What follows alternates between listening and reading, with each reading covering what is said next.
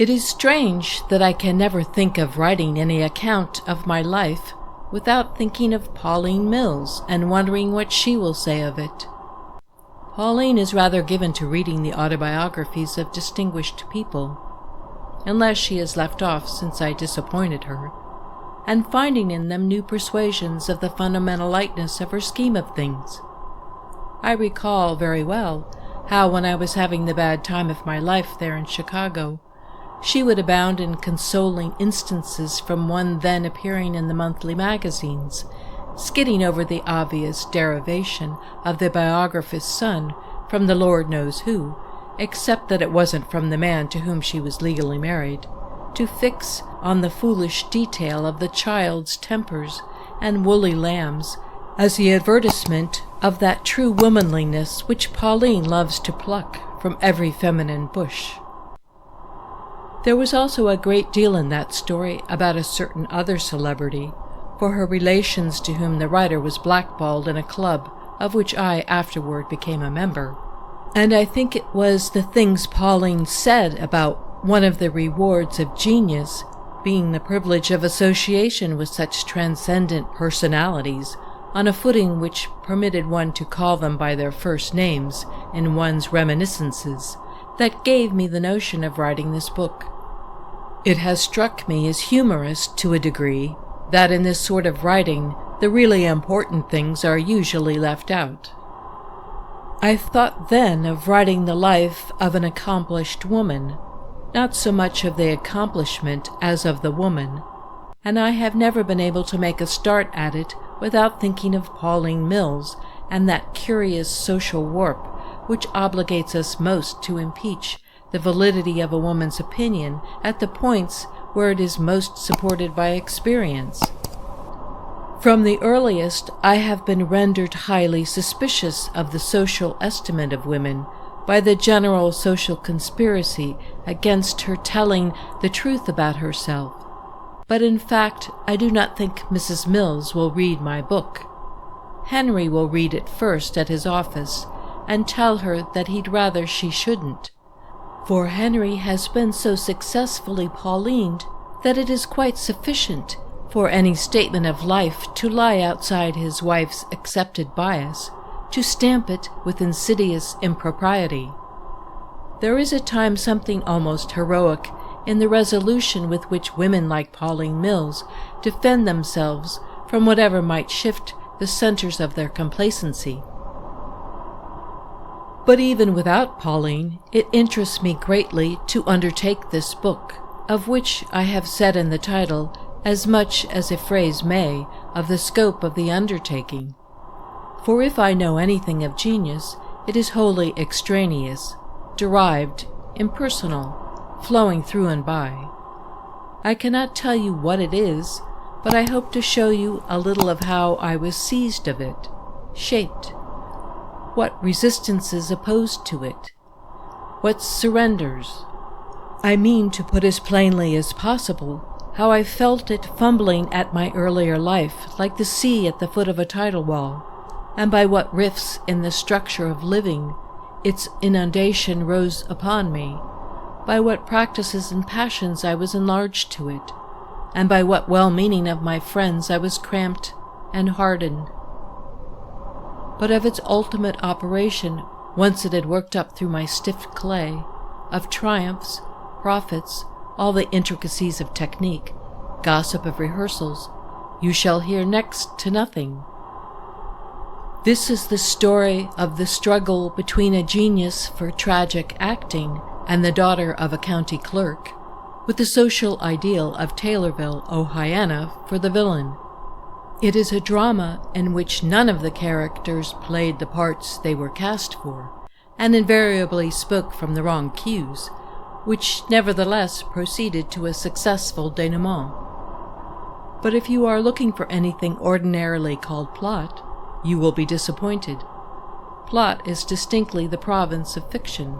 though I have a notion there is a sort of order in my story, if one could look at it from the vantage of the gods. But I have never rightly made it out. What I mean to go about is the exploitation of the personal phases of genius, of which, when it refers to myself, you must not understand me to speak as of a peculiar merit, like the faculty for presiding at a women's club or baking 16 pies of a morning, which distinguished one Taylorvillian from another, rather as a seizure, a possession which overtook me unaware, like one of those insidious oriental disorders which you may never die of but can never be cured. You shall hear how I did successfully stave it off in my youth for the sake of a working tailor and men's outfitter, and was nearly intimidated out of it by the wife of a Chicago attorney who had something to do with stocks. How I was often very tired of it, and many times, especially in the earlier periods when I was trying to effect a compromise between it and the aforementioned Taylorvillian predilections, I should have been happiest to have been quit of it altogether. I shall try to have you understand that I have not undertaken to restate those phases of autobiography which are commonly suppressed, because of an exception to what the public has finally and at large concurred in, that it does not particularly matter what happens to the vessel of personality, so long as the essential fluid gets through, but from having gone so much farther to discover that it matters not a little to genius to be so scamped and retarded. I have arrived at seeing the uncritical acceptance of poverty and heartbreak as essential accompaniments of gift, very much of a piece with the proneness of Christians to regard the early martyrdoms as concomitants of faith, when every thinking person knows they arose in the cruelty and stupidity of the bystanders. Hardly anyone seems to have recalled in this connection that the initial Christian experience is a baptism of joy, and it was only in the business of communicating it that it became bloody and tormenting. If you will go a little farther with me, you shall be made to see the miseries of genius, perhaps also the bulk of wretchedness everywhere, not so much the rod of inexplicable chastisement as the reaction of a purblind social complacency. I shall take you at the sincerest in admitting the function of art to be its rekneading of the bread of life until it nourishes us toward greater achievement, as a basis for proving that much that you may be thinking about its processes is wrong, and most that you may have done for its support is beside the mark. If I have had any compunction about writing this book, it has been the fear that in the relation of incidents difficult and sordid, you might still miss the point of your being largely to blame for them. And even if you escape the banality of believing that my having lived for a week in Chicago on 85 cents was in any way important to my artistic development, and go so far as to apprehend it as it actually was, a foolish and unnecessary interference with my business of serving you anew with entertainment,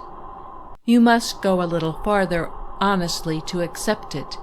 even when it came, this revitalizing fluid of which I was for the moment the vase, the cup, in circumstances which, in the rule you live by, appear when not actually reprehensible, at least ridiculous. Looking back over a series of struggles that have left me in a frame when no man under 40 interests me very much, still within the possibility of personal romance, and at an age when most women have the affectional value of a keepsake only, the arbiter and leader of my world,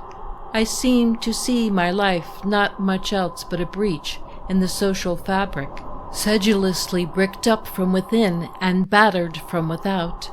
through which at last pours light and the fluid soul of life. Something of all this I shall try to make plain to you, and incidentally how in the process I have perceived dimly this huge coil of social adjustment as a struggle against the invasive forces of blessedness, the smother of sheep in the lanes stupidly to escape the fair pastures toward which a large friendliness herds them. If you go as far as this with me, you shall avoid, who knows what indirection, and that not altogether without entertainment. End of Book 1, Chapter 1.